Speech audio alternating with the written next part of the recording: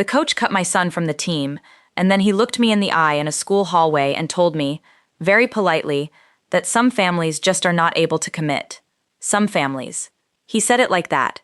He did not say the word single mother. He did not have to, because the words were sitting right there underneath, plain as a bruise. What he meant was that my boy came from a home with no father and a mother who was never at the parent meetings and never volunteered and never sat in the good seats at the games, and that people like us do not stick with things. That is what he meant. He meant that we were not the kind of family that follows through.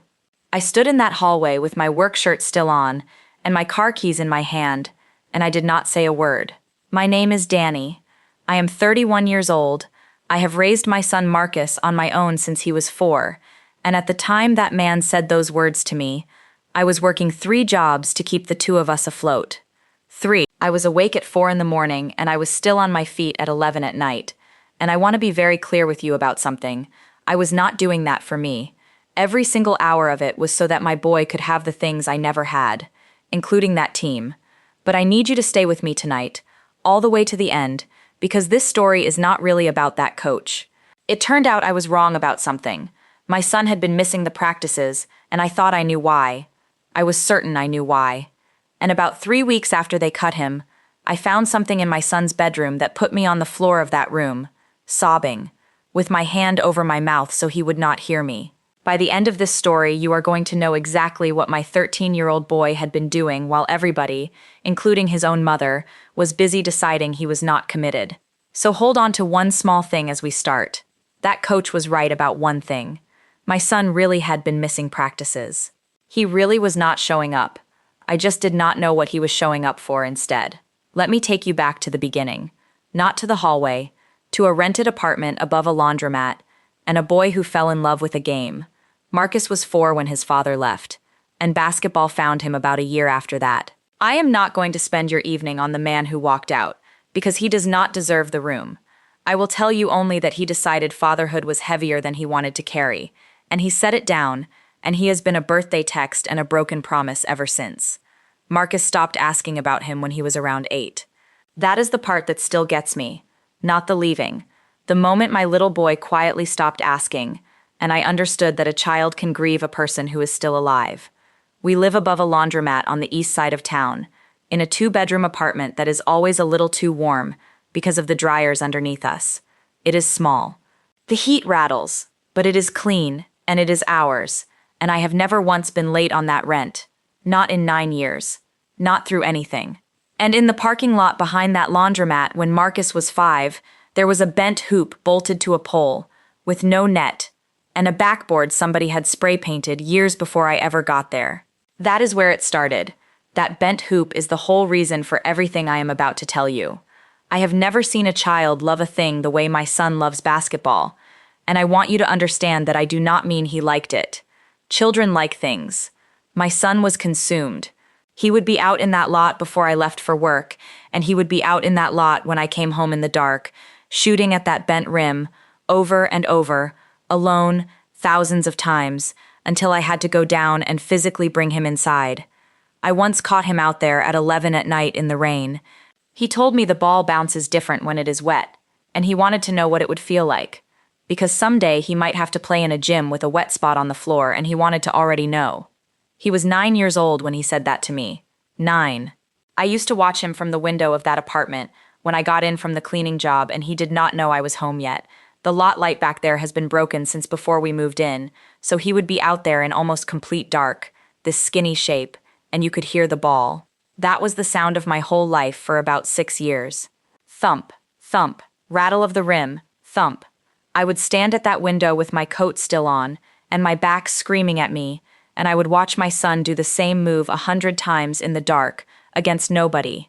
And I want to tell you something. It never once looked like fun. That is what people get wrong. It did not look like a kid playing. It looked like a kid praying. And a woman does not watch her son pray like that for 6 years, and then let a man in a whistle tell her the boy is not serious. That is who my son is. That is the child a grown man later looked at and called uncommitted. By the time Marcus was 13, he was good. I am his mother, so you can take that with a grain of salt, but I will tell you that other people said it first. He was tall for his age and he was quick, and he had that thing you cannot teach, the thing where a kid sees the whole floor at once, like the game is running slower for him than for everybody else. And in our city, if you are that kid, there is exactly one place you want to be: the select program at the rec center. Coach Ward's program. Coach Ward. I want to be fair about him, because I have had a long time to think about it now. He was not a monster. That is the thing nobody tells you about people like him. He was not out there twirling a mustache. He was a former college player, a big handsome man with a whistle and a nice car, and he genuinely believed he was building character in young men. He would have told you that he loved those kids. And he did, I think, in his way. But Coach Ward had a very specific idea of what a real family looked like, and it looked like two parents in matching team jackets in the second row, with a cooler and a folding chair and a whole free Saturday. That was the picture in his head, and anything that did not look like the picture, he read as a problem. And here is the thing about that. He never had to be cruel. He just had to build everything around the picture, and let the rest of us fall out of it on our own. Because that program ran on time and money, and I did not have either one. Let me tell you what my life actually looked like in the season I am describing, so you understand exactly what that man was calling uncommitted. My alarm goes off at 4 in the morning. I am at the bakery by 4:30, and I am there until 11, on my feet, hauling trays, my hands cracked from the flour and the washing. Then I have about 40 minutes, and I am at the second job, the call center out by the highway, headset on, being told I have a nice voice by men who are angry about their bills, until 6:30. Then I go home for 1 hour. 1 hour. That is the hour I get with my son. I make dinner, and I ask about his day, and I look at his homework. And then at 8 o'clock, I leave my 13-year-old alone in that apartment, and I go do the third job, which is a cleaning contract, and I clean until 11 at night, and I come home, and I lay out his clothes, and I sleep for 4.5 hours, and then it starts again. That was every day. That was not a hard week. That was every single day, for years. And I want to be honest with you about the worst part of it, because it was not the tiredness.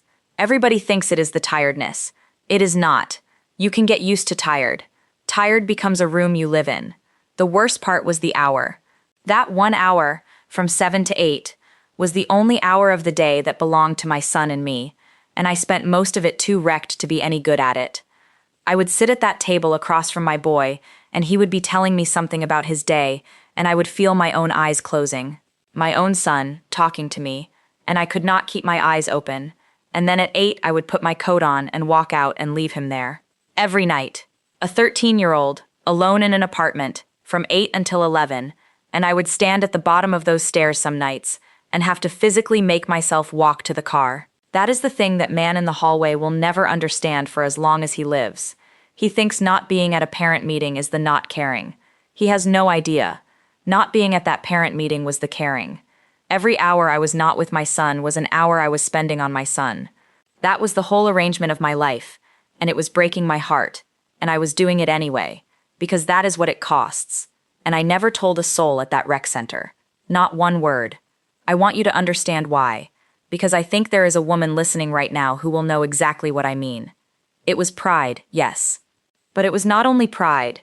It was that the second you tell people like that about your life, you stop being a person to them, and you become a situation. You become the poor thing. And they get to feel warm about themselves for feeling sorry for you, and none of it ever helps, and after they feel sorry for you, they trust you a little less. So I kept my mouth shut, and I let them think whatever they wanted to think, because I had learned a long time ago that I would rather be underestimated than pitied. I have been quiet my whole life. I need you to understand that quiet has never meant weak, not once. Quiet is what I could afford. When you are one woman, holding up an entire household with nothing underneath you, every fight costs you something you cannot get back. So you learn to save yourself for the ones that actually matter. My silence was never surrender. It was rationing. So that is the picture. Now let me tell you how they cut him. The select program had what they called the summer development sessions. Optional, they said, right there on the flyer, in writing. Optional. But everybody knew, the way you always know, that optional meant mandatory for anybody who wanted to be seen. And those optional sessions were at 10 o'clock in the morning, on weekdays, twice a week, all summer. 10 in the morning, on a weekday, There is not one working parent in this entire city who can get a child to a gym at 10 in the morning on a Tuesday. Not one.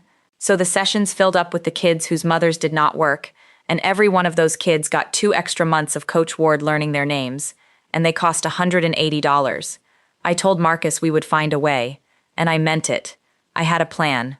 I was going to pick up the Sunday overnight shift at the bakery, which I hated, and I was going to make that $180, and my neighbor's daughter was going to drive him. I sat down at my kitchen table with a pen and one of Marcus's old math notebooks, and I did the arithmetic, and I made it work. It was tight and it was ugly, but I made it work, and I remember feeling good. I remember feeling like a mother who had solved something. And then Marcus told me he did not want to go. I want you to sit with how strange that was. This boy who shot at a bent rim in the rain because he wanted to know how it felt. He came to me in the kitchen, and he would not really look at me, and he said that he had thought about it, and that the summer sessions were kind of a waste of time, and that they were just drills he already knew, and that he would rather work on his own. He said it in this flat, rehearsed way, like he had practiced it in the mirror. I should have known right then. I have gone back to that kitchen 10,000 times in my head since, but I was so tired, you understand. I was so tired that a part of me, a part I am ashamed of, felt relief. Because if he did not want to go, then I did not have to find $180, and I did not have to take the Sunday overnights, and I could sleep on a Sunday for the first time in 2 years. So I asked him twice, and he said he was sure, both times, and I let it go. I let it go because I was exhausted, and because he made it easy for me to let it go, and my son knew exactly what he was doing when he made it easy. He skipped every one of those sessions, all summer, and then in the fall when they posted the roster for the select team, my son's name was not on it. I found out because he came home and went straight to his room and closed the door. He did not slam it. Marcus has never slammed a door in his life. That is somehow worse. He just closed it, very quietly, and I stood in the hallway of that apartment with my keys still in my hand, and I listened to my 13-year-old son cry through a door as quietly as he could so that I would not hear him. And something in me went cold and very, very still. I went up to that rec center the next day. I had to trade a shift to do it, and it cost me $40 I did not have, and I did not care. I found Coach Ward in the hallway outside his office, and I want to tell you that I was calm, because I was. I have never once in my life raised my voice at a man like that, because the second you do, you hand him the whole story. He gets to walk away telling everybody that the boy's mother came in here screaming. I was not about to hand him that. So I stood there in my bakery shirt, with flour still under my nails, and I asked him, politely, why my son was not on the roster. And he gave me that look, that kind, patient, terrible look. He told me that Marcus had a lot of natural ability. He said that word, natural, the way people say it when they mean, the boy did not earn it. And then he told me that ability is not the whole picture, that this program is about commitment, and that Marcus had not attended a single one of the summer sessions, not one, while other boys were there every week. And he said that he had noticed I had never been to a parent meeting either, and that the program really needs families who can be all in. And then he said it. He said that he understood, and that some families just are not able to commit, and that there was no shame in that. No shame in that. I stood in that hallway and I felt something in my chest go so hot that I thought I might actually put my hand through the wall. Because do you understand what he had just done? He had taken the 4 in the mornings and the cracked hands and the 11 at nights and the 9 years of never once being late on the rent and the leaving my son alone in an apartment at 8 o'clock at night with my heart in my throat every single night, and he had looked at the shape all of that made from the outside, and he had called it a lack of commitment. That man had never worked a double in his life. He had a whole free Saturday and a folding chair, and he thought that was what love looked like. He thought love was a cooler in the second row. He did not know that I had been running myself into the ground for 9 years for the exact thing he was standing there taking away from my son, and that I had never once let it show, because letting it show would have made us the poor family, and I was not going to do that to my boy. And I said nothing. I want to explain that because I know how it sounds. I know some of you are yelling at me right now. But listen, if I had told him the truth in that hallway, what would have happened? He would have been embarrassed. And embarrassed men do not become fair men. They become defensive men. And then everybody would have known, and Marcus would have become the charity case, the kid on the team because his mom cried in the hallway. He would have carried that into every gym in this city for 4 years. I was not going to trade my son's dignity for the satisfaction of watching one man's face change. So I thanked him for his time. I actually thanked him, and I walked out to my car, and I sat in the parking lot of that rec center, and I put my hands on the steering wheel, and I shook for about 10 minutes, and then I fixed my face, and I drove to my second job, and I clocked in 4 minutes late. Now here is where it turns. Because 2 weeks after that, my son started sneaking out. I found out by accident. I came home from the cleaning job one night, at about 11:15, later than usual, and the apartment was empty. His bed was made. It was a Tuesday. My 13-year-old son was not in the apartment at 11:15 at night on a Tuesday. I want any parent listening to understand what that does to your body. I did not think. I was down those stairs and out in that parking lot in about 4 seconds, in the dark, calling his name at that bent hoop, and he was not there. And every single thing that has ever happened to a boy in this city came and stood in my kitchen with me for the next 40 minutes, while I called and his phone went to voicemail. He came home at 5 minutes to 12. He came up the stairs and found his mother standing in the doorway, and he had that look, that caught look. And I did what any mother would do. I lost it. I asked him where he had been, and he said out. Out. He said he was just out. And I said out where? With who? And he would not answer me. He stood there in the hallway of our apartment and looked at his shoes and would not say one word. And I am going to tell you the truth about what I thought, because if I am telling you this story, I am going to tell it honestly. I thought the worst. I thought exactly what everybody expects a woman like me to be thinking. My kid has no father and his mother is never home, and he just got humiliated in front of the whole program, and now he is out until midnight and will not tell me where. I lay awake that entire night doing math, the awful kind, and I thought, this is it. This is the part where I lose him. This is the part where the story about us that everyone at that rec center already believes turns out to be true, and it is my fault, because I was never home. He did it again 3 nights later, and again the next week. And on a Thursday, I did something I am not proud of, and I am also not sorry for, because I was his mother and I was terrified. I called in sick to my cleaning job, which I had never done, not once in 4 years, and I sat in my car in the dark across the street from our own building, and I waited for my son to come down the stairs, and I followed him. He walked 40 minutes, in the cold, across town, with his hood up, and I crawled along behind him in that car, with my lights off and my hands sweating on the wheel, and I felt sick, because every step he took was taking us somewhere I did not want to go. And then he turned into the loading yard behind the shopping plaza on Del Mar, and he went in the back door of the grocery store.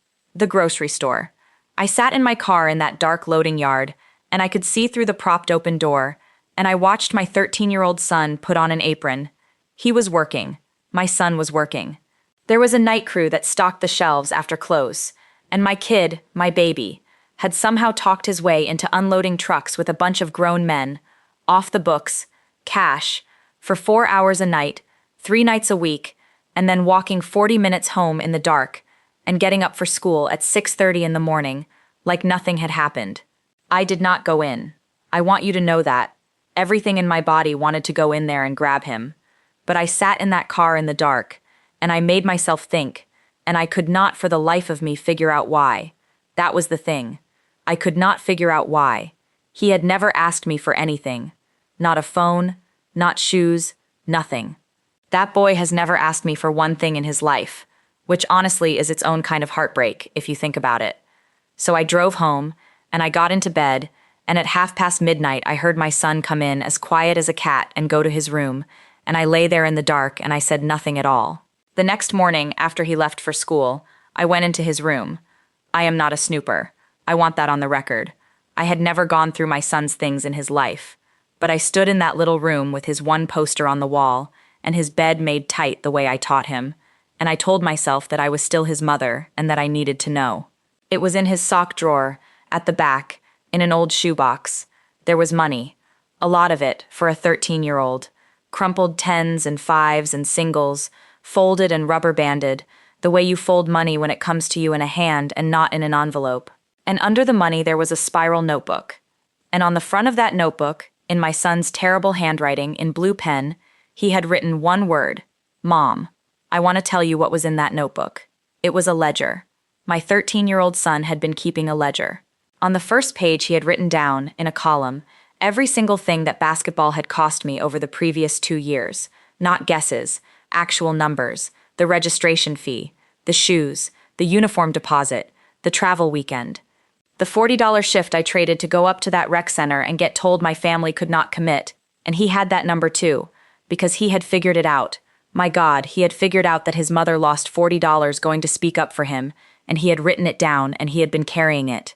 And on the other side, he had been paying me back. Every shift at that grocery store, entered by hand, with the date and the amount, and a running total at the bottom of every page. He was $312 in. He was over halfway, and on the last page with writing on it, he had made a plan. It was in a kid's handwriting, and it was laid out like a business. He had written down what the select program was going to cost for the next year, all of it, the fees and the sessions and the travel, and he had figured out how many shifts that was, and how many weeks, and at the bottom he had underlined the answer twice. And under that he had written a note to himself. Just one line. He had written that he could do it by June, and that then she would not have to do the Sundays. She would not have to do the Sundays. That is why he told me he did not want to go to the summer sessions. Do you understand? He did not skip them because he was not committed. He skipped them because they cost $180, and because his mother had sat at the kitchen table with a pen and a notebook and done the math out loud, and he had heard me. He had heard me say I would take the Sunday overnights, and my son, who was 12 years old at the time, decided that he would rather lose the thing he loved more than anything on this earth than watch his mother work one more day.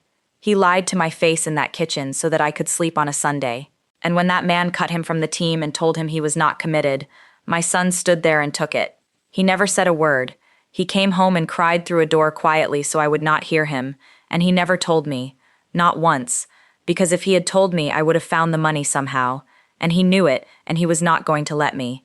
I sat down on the floor of my son's bedroom with that notebook in my hands, and I put my hand over my mouth, and I cried in a way I had not cried since the day his father left. Because I had spent 9 years thinking I was carrying my son. 9 years, 4 in the mornings, cracked hands, 11 at nights, and it had never once occurred to me, not one single time, that the whole while, that boy had been quietly carrying me back. I sat on that floor for a long time. I read every page of it twice. And the thing that finished me, the thing I still cannot think about without my chest going tight, was not the money, and it was not the plan. It was the handwriting. Because the entries got neater as they went. You could watch him get better at it, page by page, the way a kid gets better at anything he is taking seriously. He had started ruling the columns with the edge of a school book so the lines would be straight. My 12-year-old son had taught himself bookkeeping in a shoebox, in secret, in the dark, because he had heard his mother say the word Sundays. And I thought about every night I had walked out that door at 8 o'clock feeling like the worst mother in the world. And all that time, up in that room, my son was not sitting there feeling abandoned. He was ruling straight lines in a notebook, trying to figure out how to get his mother a day off. I had been so busy being ashamed of the life I could not give him that I had completely missed the man he was already becoming inside it. Now, you want to know what I did about the coach? Nothing. I did nothing, and I want to tell you why. Because it is the part of this I am proudest of. 2 nights later, I was on my cleaning route. I have not told you where the third job was, have I? The cleaning contract was for the rec center. It has been the rec center for 4 years. Every night, from 8 to 11, I clean that building. I clean the offices, and I clean the bathrooms, and at the end of every night, I mop the gym. That gym. Coach Ward's gym. That beautiful floor. The one those boys squeak up and down. I have been on my knees on that floor at 10:30 at night for 4 years, getting the scuff marks off with my thumbnail, and then I go home. That man had walked across a floor I mopped, 3 times a week, for 4 years, and told me my family could not commit. He had never once seen me. Not because he was evil, because he left at 7 and I came at 8, and because a woman with a mop is not a person you look at. And that Thursday night, at about 11:15, he came back for something he had forgotten, and he walked into that dark gym, and there I was in the middle of his floor with a mop, in my cleaning shirt, and he stopped dead. I watched it happen on his face. I want you to know that I watched the whole thing happen on his face, in about 4 seconds. He looked at me. Then he looked at the mop. Then he looked at the floor of his gym. This floor he was so proud of. This gleaming floor. And I watched him understand where the gleam came from.